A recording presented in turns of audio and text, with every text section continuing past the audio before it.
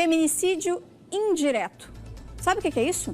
O crime ainda não é tipificado por este nome, mas é como tem sido compreendido popularmente. Quando os agressores matam os filhos para atingir as mulheres. Vamos ver? Balança. Homens que matam os filhos como forma de vingança contra as ex-companheiras. Esse tipo de crime não é novidade, mas a frequência com que tem acontecido está levantando um debate em torno do assunto. Entre os casos mais recentes, foi o da morte do menino Theo Ricardo Ferreira Felber, de apenas 5 anos. O pai dele atirou a criança de uma ponte em São Gabriel para punir a mãe da criança.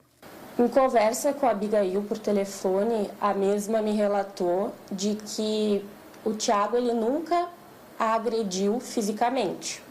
Entretanto, ele era extremamente abusivo e ciumento. Ele tinha muitos ciúmes da família, inclusive da mãe já falecida da Abigail, bem como da irmã.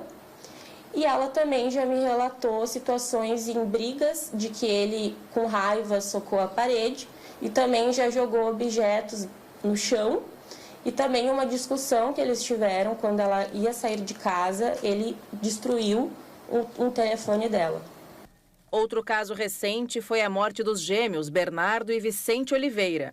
Eles morreram em um acidente em São Vedelino, na Serra. Conforme a polícia, a colisão foi provocada intencionalmente pelo pai das crianças.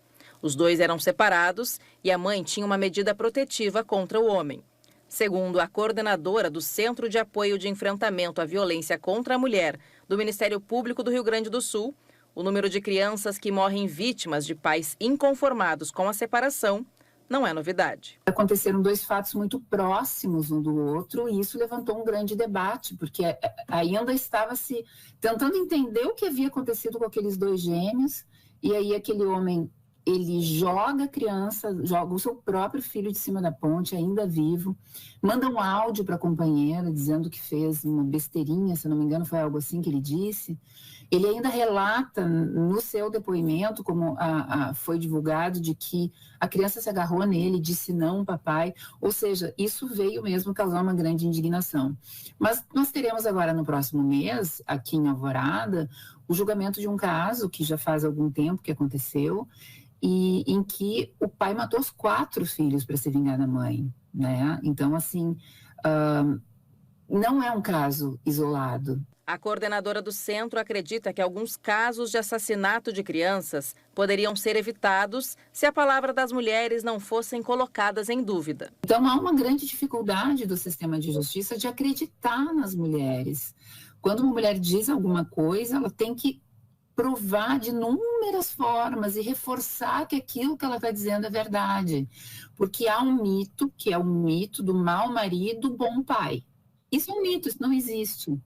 Se ele é um mau marido, ele também é um mau pai, porque a violência que é dirigida à mulher, ela também atinge as crianças, e não é nem de forma indireta, é de forma direta. As crianças que assistem à violência, é como se elas estivessem sofrendo a violência.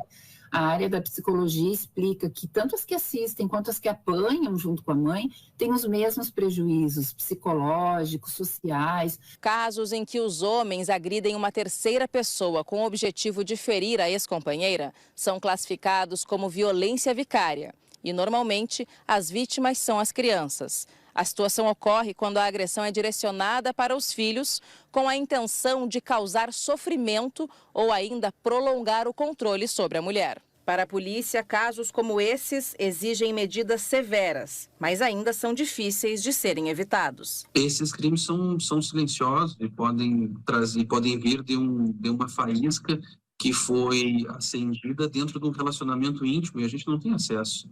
Né? E nem todo mundo sabe qual é a condição de ânimo de todas as pessoas, né? Ao mesmo tempo, não dá para considerar que esse crime só acontece porque é uma doença que o antecede, porque não é assim, né? Não são pessoas incapazes, são pessoas que levavam a sua vida normalmente até aquele episódio.